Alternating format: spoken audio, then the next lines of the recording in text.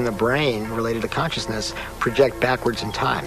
For example, in the late 1970s, a neurophysiologist at University of California, San Francisco, named Ben Libet did some very famous experiments. What Libet did was study patients who were having neurosurgery on their brains, with their brains exposed, while they were awake. They were given a local anesthetic to numb the area of the skull and scalp to access their brains. And they were awake, and Ben would talk to these people. So, for example, what he did was he would stimulate their little finger and look at the part of the sensory cortex on the opposite side that was related to that, record from it electrically, and ask the patient when he or she felt the stimulus on the little finger. And he would also stimulate at that particular area of cortex. Now, what you would think would be that if you stimulate the little finger, it takes a finite period of time to get to the opposite side of the cortex, so the patient would report it a fraction of a second later after the stimulus. And when you stimulate it directly, the patient would report it immediately. He found just the opposite. When he stimulated the little finger, the patient felt it immediately, and when he stimulated directly in the cortex, there was a delay. After sorting through all the data and repeating this over and over, Libet came to the conclusion that somehow the brain was projecting information backwards in time, so that it did take a finite amount of time to get to the sensory cortex, but the brain projected it backwards in time so that the conscious perception was that the stimulus was felt when the pinch actually occurred. There have been some studies which have shown that when people are beginning to move a hand or beginning to say something, that there's actually activity in the brain in certain nerve cells of the brain, even before they become consciously aware of what they're trying to do. I know it seems to me that I often do things and then decide a fraction of a second later what to do, but I've already done them. I agree. You can always go back in time.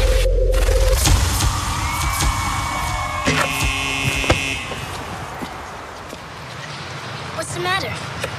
Remember, it's empty. How do you know this shit? I read Dr. Quantum comics. Everybody thinks it's just kid stuff, but I know it's real. That's how I do my magic on the court. So, what they taught us in school isn't really the way it is. And that our senses are playing tricks on us. You just gotta wonder, what is this reality that we find ourselves in? Quantum physics says it's all just waves of information. Do I believe that? I hope so. Yikes! That's how I do my magic on the court. Yeah, I always choose the Wonder Boy first. Well, Dr. Quantum says everybody's got it. Everybody's doing it. Doing it constantly. Each and every time you look. And here we are, the granddaddy of all quantum weirdness. The infamous double slit experiment. To understand this experiment, we first need to see how particles, or little balls of matter, act. If we randomly shoot a small object, say a marble, at the screen, we see a pattern on the back wall where they went through the slit and hit. Now, if we add a second slit, we would expect to see a second band duplicated to the right. Now, let's look at waves. The waves hit the slit and radiate out, striking the back wall with the most intensity directly in line with the slit.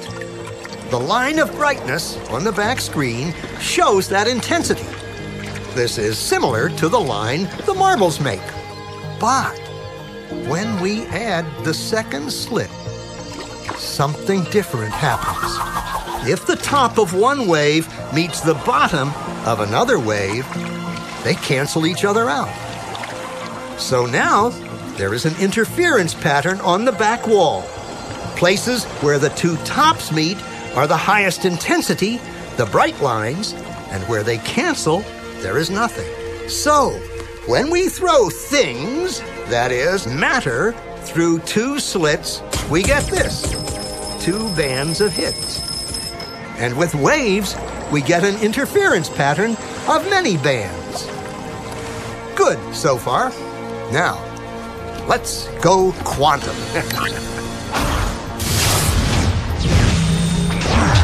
An electron is a tiny, tiny bit of matter, like a tiny marble. Let's fire a stream through one slit. It behaves just like the marble, a single band. So, If we shoot these tiny bits through 2 slits, we should get, like the marbles, 2 bands. What? An interference pattern. We fired electrons, tiny bits of matter through. But we get a pattern like waves, not like little marbles. How? How could pieces of matter create an interference pattern like a wave? It doesn't make sense. But physicists are clever. They thought, maybe those little balls are bouncing off each other and creating that pattern. So they decide to shoot electrons through one at a time. There is no way they could interfere with each other. But after an hour of this, the same interference pattern is seen to emerge. The conclusion is inescapable. The single electron leaves as a particle, becomes a wave of potentials, goes through both slits, and interferes with itself to hit the wall like a particle. But mathematically, it's even stranger. It goes through both slits, and it goes through neither. And it goes through just one, and it goes through just the other. All of these possibilities are in superposition with each other. But physicists were completely baffled by this. So they decided to peek and see which slit it actually goes through. They put a measuring device by one slit to see which one it went through and let it fly. But the quantum world is far more mysterious than they could have imagined. When they observed, the electron went back to behaving like a little marble. It produced a pattern of 2 bands, not an interference pattern of many. The very act of measuring or observing which slit it went through meant it only went through one, not both. The electron decided to act differently, as though it was aware it was being watched. And it was here that physicists stepped forever into the strange netherworld of quantum events. What is matter? Marbles or waves? And waves of what? And what does an observer have to do with any of this? The observer collapsed the wave function simply by observing.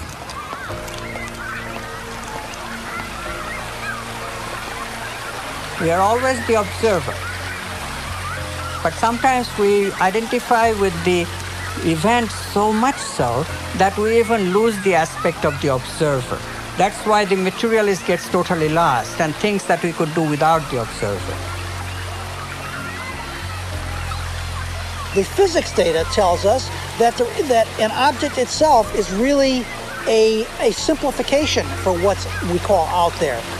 One is particularly when we're looking at atomic and subatomic particles or atomic and subatomic matter in any form.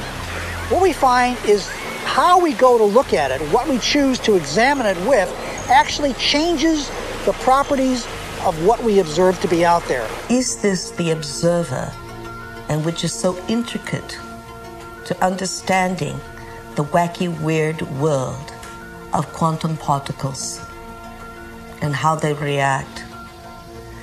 Is this, then, the observer? And even though we cannot have a quantum field without the observation of scientists who have gone there, who have uncovered it, layer after layer after layer, they're all observers. But not one of them agree conclusively on all points in the field, because they are perceiving the field mathematically from different angles of perception. We don't know in quantum mechanics how to hook ourselves as observers up with the world. We don't know how to treat ourselves as observers as just another part of the physical system that we're describing. The only way we know how to do quantum mechanics as it's traditionally formulated is to keep the observer outside of the system you're describing. The minute you put him in, you get all these paradoxes. And we're forced to say things in quantum mechanics like, look, the book is doing what it's doing because of quantum mechanics, and I see that because I'm there and I see it, and you better not try to analyze that second part of the